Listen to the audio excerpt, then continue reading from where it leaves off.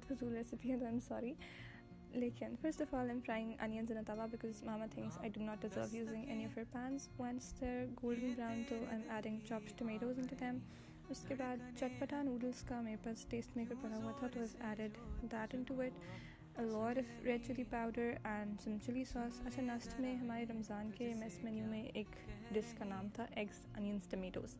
तो inspired by that, I've added an egg as well, mixed it, added ketchup, some green chilies, और I intended कि मैं कुछ KNMs का डालूँ या फिर कोई चिकन सालन में से निकाल कर, लेकिन वो नहीं मिला तो मैंने शामी कबाब्स डाल दिए.